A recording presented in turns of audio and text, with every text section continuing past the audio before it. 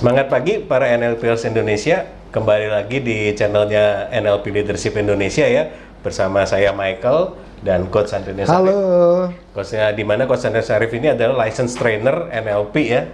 Jadi kalau kalian mau ambil semua kelas mengenai NLP mulai dari practitioner sampai master bisa langsung di Coach Antonius Arif gitu ya.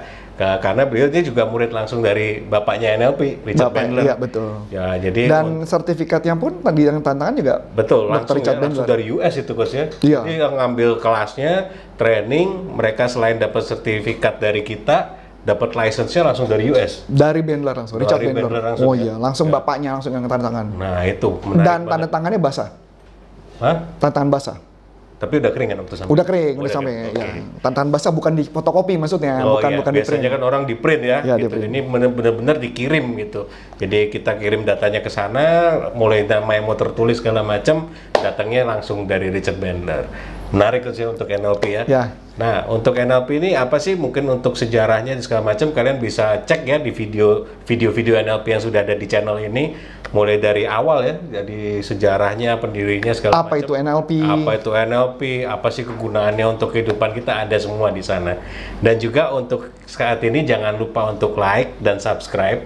Kenapa? Karena selain gratis ya untuk like subscribe, kalian juga bisa kita saling bantu ya untuk kita saling berkembang gitu. Kemudian channel ini bisa memberikan hal yang jauh lebih bermanfaat gitu kan.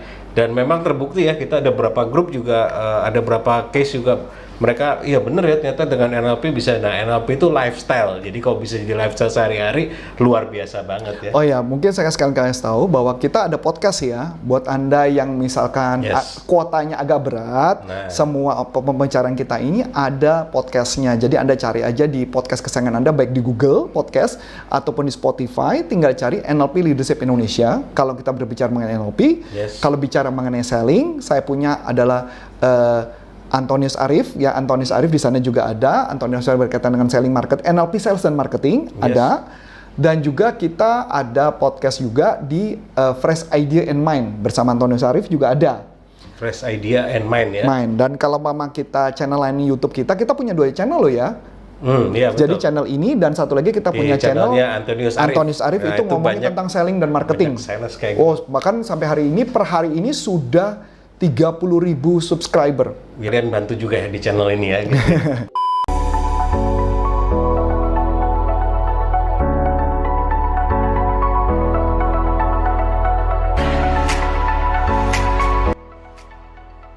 Ya, kalian mau bahas apa, Mike?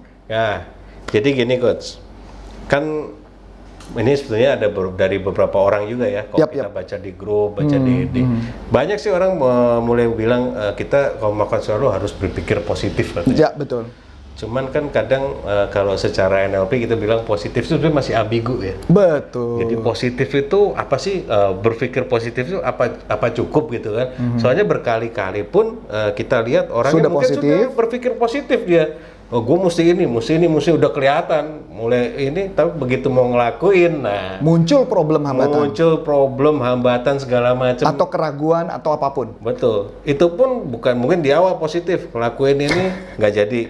Positif lagi mau ngelakuin nggak jadi. Akhirnya nggak sampai-sampai gitu kan. Iya, iya. Nah, untuk ini apa sih menurut NLP ada nggak untuk caranya gitu ya, untuk kita simple aja gimana sih betulnya untuk mencapai apa yang kita inginkan gitu kan dengan Oke. positifnya. Oke, this is good question karena ini saya yakin banget pasti banyak banget yang ngalamin kayak gini ya. Yes. Bahkan seorang Antonius Arif pun sampai hari ini pun juga kadang-kadang menemukan hambatan itu dan bagaimana cara mengatasinya. Nah, jadi saya kasih gambaran begini. Ini kita ngomong tentang otak, balik lagi ke otak. Ya, Ini kalau nggak mau NLP otak gitu. Otak, kita ngomong otak ya. Nah, di dalam otak manusia itu ada yang namanya pikiran sadar dan pikiran bawah sadar. Atau mungkin kata lainnya adalah unconscious mind. Atau pikiran tak sadar. Tapi saya nggak suka pakai kalimat pikiran tak sadar. Tak sadar itu artinya pingsan kan gitu ya. Tak sadar sama-sama nggak sadar sama Sama-sama sekali. nggak sadar ya. Jadi unconscious. Jadi unconscious pengertiannya adalah kayak gini, Mike. Jadi jantung tidak berdetak. Jantung berdetak maksud saya. Nggak berdetak, nggak Mati napas ya. juga dong, Coach. Mati ya. Jantung berdetak itu artinya unconscious, tidak kita sadari. Kita Yes. menarik nafas, hembuskan nafas itu unconscious. Termasuk kita nampar orang pun itu unconscious. Kita lagi ngomongnya waktu mendadak saya ngupil gitu ya, itu unconscious. Serius itu. Serius. So, artinya semua tindakan kita yang tidak kita sadari, tak kita sadari, itu unconscious sebenarnya yang menggerakkan. Jadi, kalau kita misalkan contoh nih, baik lagi Mike ya. Tadi Mike bilang, udah berpikir positif, mau ngelakuin, tapi nggak bisa ngelakuin. Berarti yang gerakin siapa? Unconscious mind yang membuat kita tidak mau melakukan. Jadi consciousnya dia positif tetap ya? Consciousnya tetap berusaha positif, tapi unconsciousnya tidak. Nah, pertanyaan menarik, apa yang membuat unconscious tidak mau melakukan? Kan itu pertanyaannya dong. Nah, iya betul. Nah, unconscious kenapa tidak mau melakukan? Karena biasanya ada program-program di unconscious itu atau pengalaman yang disimpan di unconscious itu yang menghambat dia untuk tidak mau melakukannya. Seperti contoh, trauma, belief, keyakinan yang dipercaya kebenarannya, gitu ya. Dan data-data pengalaman masa lalu itu yang disimpan di dalam pikiran bawah sadar kita, pikiran Jadi unconscious. bawah sadarnya tuh seperti muncul ya pada saat kita melakukan. Betul. Gitu ya. Mau melakukan. Mau melakukan. Bukan melakukan, tapi baru mau melakukan Akhirnya sudah muncul. tidak melakukan. Akhirnya tidak melakukan. Atau di tengah-tengah melakukan muncul. Nah itu. Ini yang jadi berat kan? Nah, pertanyaannya menarik, apa yang harus dilakukan? Jadi yang harus dilakukan adalah sebenarnya metode secara sederhananya. Sederhananya ya adalah menggunakan teknik yang namanya reframing dalam NLP. Jadi reframing itu artinya pengubahan makna. Jadi ketika kita tidak mau melakukan sesuatu, kita harus mengubah maknanya dulu, Michael. Mengubah maknanya dulu. Misalkan contoh, kalau kita misal menelpon customer, kita ragu, kan kita muncul, aduh nanti nggak diangkat, nanti diomelin, nanti ditolak lagi. Nah, itu tugas kita adalah melakukan reframing self-talk yang muncul tadi, yang muncul secara tidak sengaja muncul, ya kita udah berpikir positif muncul, kita reframing. Cara mereframingnya gimana? Yang cara paling sederhana adalah menggunakan teknik membayangkan saya menasihati diri saya sendiri. Nggak boleh saya ngomong. Soalnya beda ya Mike. Misalnya saya ngomong gini, ini gini contoh, si Arif nih, malas sih ngelakuin, langsung ngomong, Rif, kamu ngelakuin dong. Nah, biasanya pengalaman saya kalau ngomong begini nggak berhasil. Yang berhasil adalah saya membayangkan si Arif ada di depan sana, dan si Arif itu menasihati si Arif yang ini. Jadi kita seperti melihat self-image kita sendiri. Self-image kita. Gitu ya? Jadi kita ngomong, Rif, kayak gitu. Jadi beda ya, kalau Rif, kamu harus ngelakuin dong. Ini self-talk sendiri. Dari dalam. Tapi kalau saya bayangin saya luar, saya ngomong gini, Rif, kamu kok baru ditolak sama customer gitu aja kamu down. Wajar toh, namanya belajar. Di mana-mana jagoan itu, kalau gagal, dia coba lagi. Bukan berarti nggak bisa kan, Rif? Jadi ngomongnya seakan-akan si Arifnya ada di luar. Ini berbeda nih konsepnya. Masuk akal sampai sini? Masuk akal. Ya. Nah, setelah itu sudah, itu baru reframing. Apakah habis itu dia ngelakuin? Belum tentu. Belum tentu juga. Dia mungkin ngelakuin 1-2 kali, tapi Di kemungkinan tengah-tengah ini bisa gagal lagi. Nah, ini yang saya mau kasih gambaran. Pengalaman saya menemukan, dan khususnya saya banyak belajar dengan beberapa orang-orang hebat, khususnya karena saya juga mendalami dunia hipnoterapi. Ternyata otak kita ketika kita masukkan sesuatu sangat dianjurkan paling nggak sekitar 6 minggu sampai 2 bulan, 6 minggu sampai 8 minggu untuk melakukan pemrograman setiap hari. Waduh, jadi memang bukan singkat ya prosesnya. Tidak bisa, prosesnya nggak bisa singkat. Nah, tugas kita adalah memasukkan program-program di kepala kita yang positif. Misalnya programnya apa? Yang paling sederhananya mengatakannya gini misalnya, Rif, kamu tuh hebat. Tidak ada yang tidak mungkin. Setiap kamu mengangkat gagang telepon, kamu itu adalah orang yang luar biasa. Dan kamu, semua orang suka sama kamu. Nah, itu contoh. Nah, cara ngebuatnya gimana, Mike? Itu yang paling penting dong. Ada 2 cara nih, Mike. Cara pertama yang paling sederhana adalah kita menulis di kertas. Seperti, masih ingat gak waktu zaman, saya nggak tahu di zaman Michael ya, di zaman saya tuh misalkan guru menghukum kita, itu disuruh menulis kata-kata tuh. Pernah itu, Coach. Oh, pernah, serius? Iya, dijebak gua. Dijebak? Nah, jadi bahasa Inggris nih. Iya, iya. Kan kalau bahasa Inggris drink, kedua ketiga apa? Drink, drang, drang gitu kan. Yang kedua dijebak gua, Coach. Kalau bring, gua ngomongnya ya bring, brang, brang. Gitu kan, bring, brot, gitu kan. 1000 kali gua nulis tuh. Oh, 1000 ya? 1000 kali. Dan nah itu sebenarnya melakukan pemrograman, Mike. Jadi Repetisi, kayak gitu ya, repetisi Nah, cara yang sederhana kayak gitu. Kalau Kalau Dia nonton keinget film, sampai sekarang itu kan nah, yang tadi. kayak film apa? Simpson ya. Ya, The Simpsons. Simpson kan selalu gitu ya, cerita kalau bandel dia tuliskan saya tidak akan melakukan gitu. Tapi kalimatnya salah, kalau tidak melakukan itu melakukan lagi. Oh, kalau tidak melakukan berarti melakukan. Malah sebetulnya. melakukan, jadi gitu Salah ya. program berarti Salah itu ya. program. Makanya Bart Simpson bandel banget kan? Nah, dia programnya balik terus. Balik terus. Jadi oleh sebab itu apa yang harus dilakukan? Yang harus kita lakukan adalah memprogram kata-kata yang kita inginkan. Jadi tulis aja. Berapa banyak? Saran saya melakukannya tulisnya sampai 1 halaman. 1 halaman paling berapa sih Mike? 30, 40? Kurang lebih. Kurang lebih ya, saya nggak tahu ya, udah lama. Lihat dari kertasnya, kalau Kertas buku kalau no- HVS panjang ya panjang. Oh juga. ya, jangan HVS lah. Mungkin buku tulis gitu. Buku tulis ya. Nah, buku tulis mungkin 30-40 kali ya. Ya, kurang lebih 30. 40 baris lah. Ya kecuali tulisnya 3 baris kotak itu Wah, udah diisi semua habis ya. itu bentar juga. Nah, jadi tugasnya tulis itu. Itu yang cara pertama. Ya. Cara yang kedua.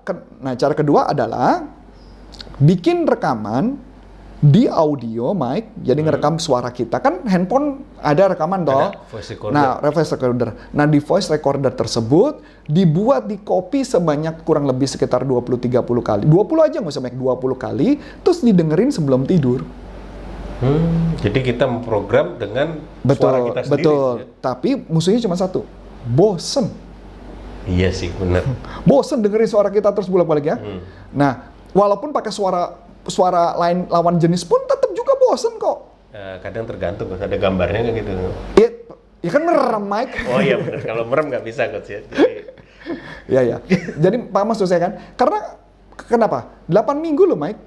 8 minggu dengerin hal yang sama. Dengerin hal Kalau yang nggak sama. nulis tadi itu ya. Kecuali nulis tadi. Nah, itu akan membuat program di kepala jauh lebih efektif hasilnya. Dan ini pengalaman saya berhasilnya begitu, Mike. Dan ngomongnya nggak perlu cepat-cepat. Jadi Anda ngomong 1 kali, tinggal di copy saja berulang. Setiap kopian tersebut dikasih jeda aja kurang lebih sekitar 5 detik, tempel lagi. 5 detik, tempel lagi. Kurang lebih 15-20 kali didengar berulang-ulang. Atau kita rekam, tambahin 3 detik nggak ada suara, di loop gitu ya. Di loop boleh. Nah, Ya kalau lu mungkin mereka agak bingung ya. Iya. Mungkin ya, jadi berikan aja waktu 3-5 detik. Kalau mau yang paling gampang adalah memang bagaimana cari software yang bisa suara itu diulang-ulang terus dan sebagainya. Itu cara yang paling efektif. Selain memang Anda bisa beli audio self-hypnosis. Kita nggak jualan ya, kita nggak jualan karena kita nggak punya program itu juga. Nah, memang kita ada buku sih 8 jam jago hipnoterapi, itu ada caranya bagaimana ngebuat itu. Nah, tapi gambarannya seperti itu, Mike. Jadi kalau mama diulang-ulang, lama-lama kita mulai melakukan. Tapi jangan harap, nah ini paling penting. Jangan berharap 2 minggu Anda sudah mendengarkan terjadi perubahan, belum tentu. Jadi, lakukan selama 6 minggu sampai 8 minggu. 6 minggu sampai 8 minggu, setiap hari baru Anda akan menemukan hasilnya. Gitu ya, 6 sampai 8 minggu 6 dengarkan sampai setiap hari. 8 minggu antara nulis tadi atau mendengarkan audio suara sendiri ya. Betul, baru Anda akan melihat ada dampaknya. Tapi kalau sudah ada dampaknya, apakah tetap terus dilakukan? Saran saya kalau hasilnya masih kadang berhasil, kadang nggak, mendingan teruskan dulu. Karena kan gini coach, kalau kita kan nggak pernah tahu hambatannya ya. Betul. Udah positif, mau ngelakuin. Betul. Udah positif, kita bisa ngelakuin tengah-tengah begitu. Misalnya kalau kita bilang sales lagi prospek nih ya. Prospek udah fun, udah bisa introduction bagus. Tengah-tengah ngomong ada pikiran keluar. Ya, itu tantangannya. Betul. Ibu ini jangan ada kecurigaan gitu yang menghambat kita untuk ini. Ini keren nih, Mike. Ini keren nih. Aku jadi ingat satu cerita sih, Mike. Gini, Mike. Saya jadi ingat ada satu sales nih, Mike. Ada satu sales ya. Bukan saya coach. Bukan. Ini bukan aman. Jadi ceritanya gini. Ada satu sales ketika dia chatting kepada seseorang, awalnya kelihatan baik-baik aja. Oke. Di tengah jalan orang yang menolak. Oke. Di tengah jalan, maksudnya tengah percakapan menolak. Nah, sales yang tadi itu langsung berhenti. Dia bilang, kok dia nggak mau ya? Udah stop di situ. Stop di situ. Saya bilang, enggak. Itu bilang begitu bukan berarti kita nggak bisa melakukan handling objection loh. Yes. Nah, pertanyaan menarik. Orang yang sama, orang dengan teknik yang sama, tapi orang yang berbeda hasil bisa beda. Yes.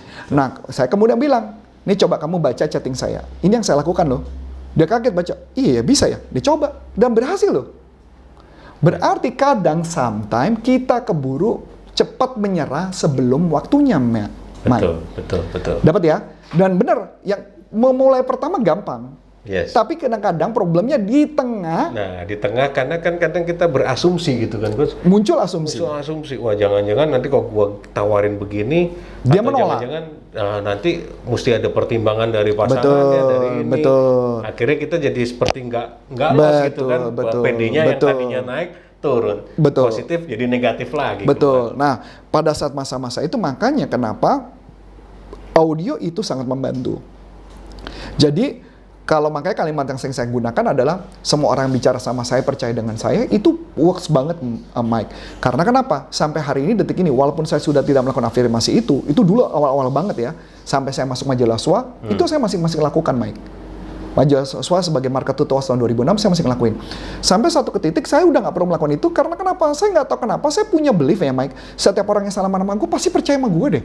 Aku percaya banget itu. Itu framing juga ya. Iya. Tapi framingnya kuat. Betul. Gitu ya. Nah, jadi artinya, tapi kalau ditanya, pernah nggak sih coach di tengah jalan berhenti juga? Pernah. Bohong kalau nggak. Pernah. Tapi setelah itu, saya tenangin diri saya lagi, saya tembak lagi, dan itu berjalan. Nah, jadi artinya, mengubah perilaku bukan nggak bisa. Makanya kenapa kita perlu alat bantuan untuk bisa memanipulasi si unconscious mind supaya dia tetap mau melakukannya. Karena itu nggak sadar ya kita ngelakuinnya, Nggak sadar. Tahu-tahu udah aja muncul sendiri, kita refleksnya keluarnya gitu. Kita mau ngulangin udah telat gitu. Betul. Itu aja mungkin yang gue sharing. Ya itu aja mungkin. Oke. Jadi semoga ini bisa membantu ya. Jadi bukan sekedar. Jadi kalau kita bilang harus pikir positif, tunggu dulu. Tunggu dulu, nggak sesimpel sesederhana positif itu. yang seperti apa gitu kan kalau menurut NLP ya. Jadi untuk bahasannya untuk saat ini saya rasa cukup kan untuk positif ya saat ini. Oke, so teman-teman pastikan ketika Anda mau menjadi seorang yang sukses, Anda harus menggunakan teknik NLP yang pas dan tepat. Dengan menggunakan kalau belajar pun juga dengan orang yang pas dan tepat, maka hasilnya juga otomatis berbeda. So, saya Coach Antonius Arif dari NLP Leadership Indonesia dan Michael mengucapkan banyak terima kasih, sukses buat Anda dan sampai jumpa.